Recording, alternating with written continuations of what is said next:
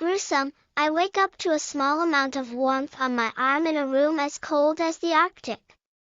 I look up to find the stark white sheet still scrunched up in my hand, and my face instantly gives in to its former spot on the bed.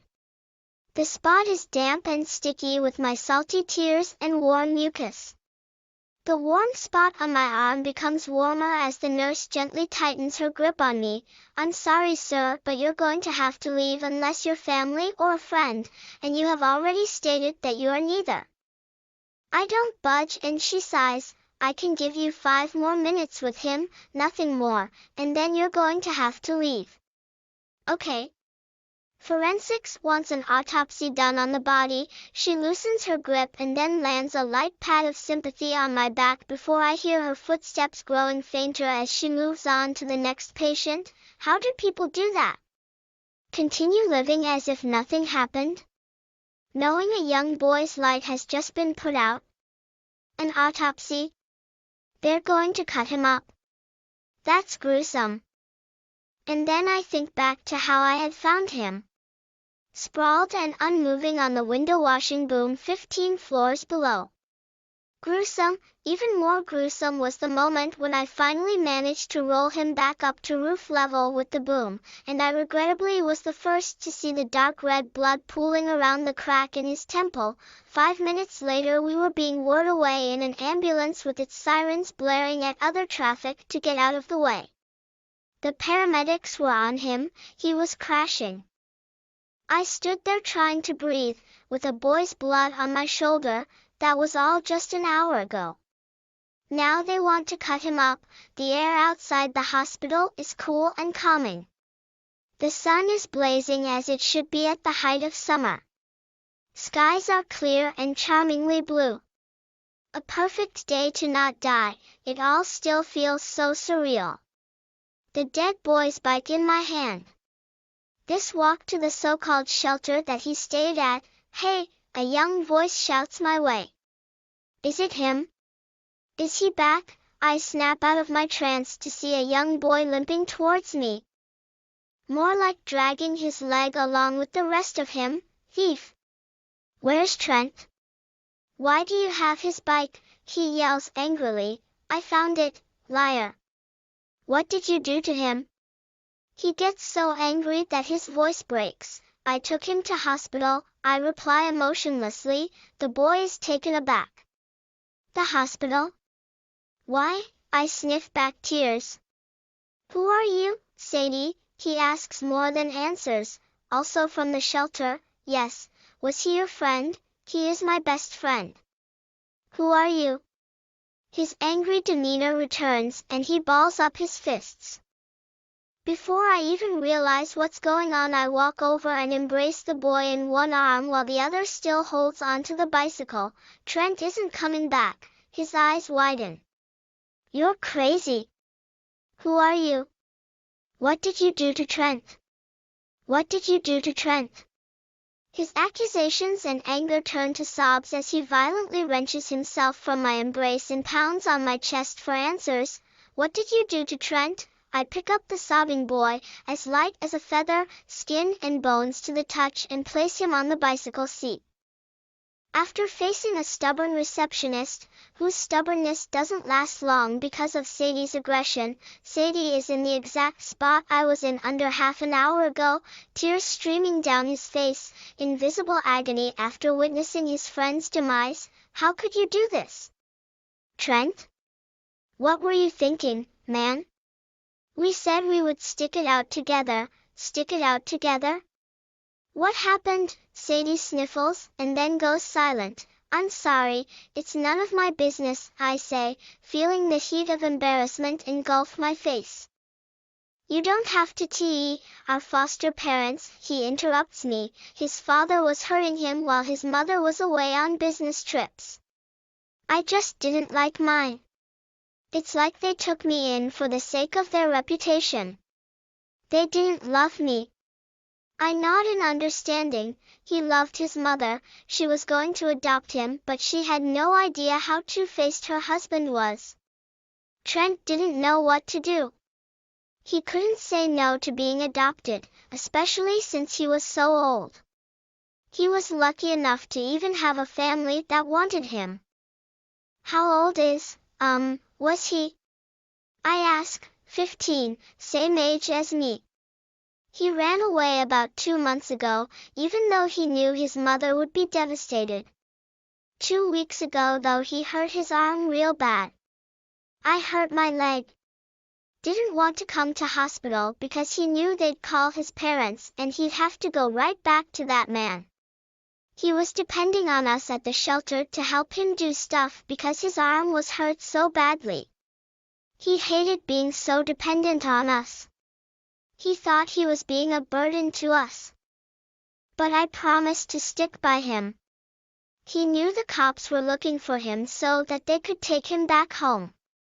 I guess he felt that there was no good solution. I finish. Sadie buries his face in the sheet again and his starved body shudders as he sobs unconscious. Tuyệt vời, tôi thức dậy với một chút hơi ấm trên cánh tay mình trong một căn phòng lạnh như Bắc Cực. Tôi nhìn lên và thấy tấm khăn trải giường trắng tinh vẫn còn đang cuộn lại trong tay và khuôn mặt của tôi ngay lập tức trở lại vị trí cũ của nó trên giường. Chỗ đó ẩm ướt và nhớp nháp nước mắt mặn chát và chất nhầy ấm nóng của tôi. Chỗ ấm trên cánh tay tôi trở nên ấm hơn khi cô y tá nhẹ nhàng siết chặt lấy tôi. Tôi xin lỗi thưa ông nhưng ông sẽ phải rời đi trừ khi bạn là gia đình hoặc bạn bè và bạn đã tuyên bố rằng bạn cũng không phải như vậy. Tôi không nhúc nhích và cô ấy thở dài, tôi có thể cho bạn thêm 5 phút với anh ấy, không cần thêm gì nữa, và sau đó bạn sẽ phải rời đi. Được chứ? Pháp y muốn khám nghiệm tử thi trên cơ thể, cô ấy nới lỏng tay và vỗ nhẹ vào lưng tôi trước khi tôi nghe thấy tiếng bước chân của cô ấy ngày càng mờ nhạt khi cô ấy chuyển sang bệnh nhân tiếp theo. Làm thế nào để mọi người làm điều đó? Tiếp tục sống như không có chuyện gì xảy ra. Biết ánh sáng của một cậu bé vừa mới được tắt. Khám nghiệm tử thi. Họ sẽ chặt anh ta. Thật là kinh khủng. Và sau đó tôi nghĩ lại cách tôi đã tìm thấy anh ấy. Nằm ngổn ngang và bất động trên giàn rửa cửa sổ 15 tầng bên dưới. Kinh khủng hơn nữa là khoảnh khắc cuối cùng tôi cũng có thể cuộn anh ta trở lại tầng mái bằng chiếc đòn bẩy. Và thật đáng tiếc, tôi là người đầu tiên nhìn thấy máu đỏ sẫm đọng lại xung quanh vết nứt trên thái dương của anh ta. 5 phút sau, chúng tôi được đưa đi trong một chiếc xe cấp cứu với tiếng còi báo động của các phương tiện giao thông khác để tránh đường. Các nhân viên y tế đã ở trên anh ta đã bị rơi. Tôi đứng đó cố gắng thở với máu của một cậu bé trên vai. Đó là tất cả chỉ 1 giờ trước đây. Bây giờ họ muốn chặt anh ta, không khí bên ngoài bệnh viện thật mát mẻ và êm dịu. Mặt trời chói chang như thể ở đỉnh điểm của mùa hè. Bầu trời trong xanh và quyến rũ. Một ngày hoàn hảo để không chết, tất cả vẫn cảm thấy rất kỳ quái. Chiếc xe đạp của cậu bé đã chết trong tay tôi. Đi bộ đến cái gọi là nơi trú ẩn mà anh ấy đã ở. Này! Một giọng nói trẻ tuổi hét lên theo cách của tôi. Có phải anh ta không?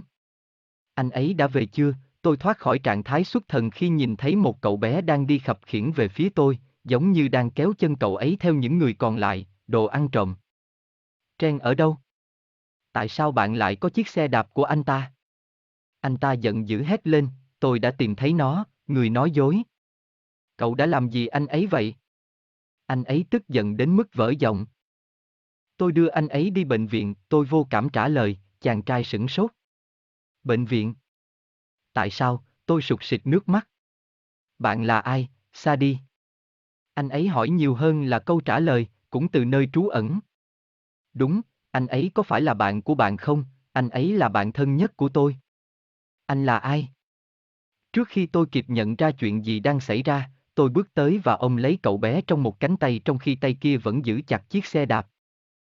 Trang sẽ không trở lại, mắt anh ta mở to. Bạn điên rồi. Bạn là ai? Bạn đã làm gì với Trang? Anh đã làm gì với Trang? Lời buộc tội và sự tức giận của anh ấy chuyển sang nức nở khi anh ấy vùng vẫy mạnh bạo khỏi vòng tay của tôi và đè lên ngực tôi để tìm câu trả lời. Bạn đã làm gì với Trang? Tôi bế cậu bé đang nức nở, nhẹ như lông hồng, da bọc xương khi chạm vào và đặt cậu lên ghế xe đạp. Sau khi đối mặt với một nhân viên lễ tân cứng đầu, người mà sự bướng bỉnh không tồn tại được lâu vì sự hung hăng của Sadie đang ở đúng vị trí mà tôi đã ở cách đây chưa đầy nửa giờ, nước mắt chảy dài trên khuôn mặt anh ta, lộ rõ vẻ đau đớn sau khi chứng kiến cái chết của bạn mình, làm thế nào bạn có thể làm điều này? Trén. Anh đang nghĩ gì vậy? Chúng tôi đã nói rằng chúng tôi sẽ gắn bó nó với nhau. Gắn kết nó với nhau. Chuyện gì đã xảy ra thế? Sadie sụt sịt rồi im lặng. Tôi xin lỗi, đó không phải việc của tôi nói, cảm thấy sức nóng của sự xấu hổ bao trùm khuôn mặt của tôi. Bạn không cần phải bố mẹ nuôi của chúng tôi, anh ấy cắt ngang lời tôi, cha anh ấy đã đánh anh ấy bị thương trong khi mẹ anh ấy đi công tác xa. Tôi chỉ không thích của tôi. Giống như họ đã thu hút tôi vì danh tiếng của họ. Họ không yêu tôi. Tôi gật đầu ra hiệu, anh thương mẹ, cô định nhận anh làm con nuôi nhưng cô không biết người chồng hai mặt như thế nào. Trang không biết phải làm gì. Anh ấy không thể nói không với việc được nhận làm con nuôi, đặc biệt là vì anh ấy đã quá già. Anh ấy đủ may mắn để có một gia đình muốn anh ấy. Anh ấy bao nhiêu tuổi, anh ấy? Tôi hỏi. 15, bằng tuổi tôi. Anh ta đã bỏ trốn khoảng 2 tháng trước, mặc dù anh ta biết mẹ anh ta sẽ bị tàn phá. 2 tuần trước, mặc dù anh ấy bị thương rất nặng ở cánh tay của mình. Tôi đau chân. Không muốn đến bệnh viện vì anh ấy biết họ sẽ gọi cho bố mẹ anh ấy và anh ấy sẽ phải quay lại ngay với người đàn ông đó. Anh ấy đã phụ thuộc vào chúng tôi ở nơi trú ẩn để giúp anh ấy làm công việc vì cánh tay của anh ấy bị thương rất nặng. Anh ấy ghét phải phụ thuộc vào chúng tôi. Anh ấy nghĩ rằng anh ấy đang là gánh nặng cho chúng tôi. Nhưng tôi đã hứa sẽ gắn bó với anh ấy.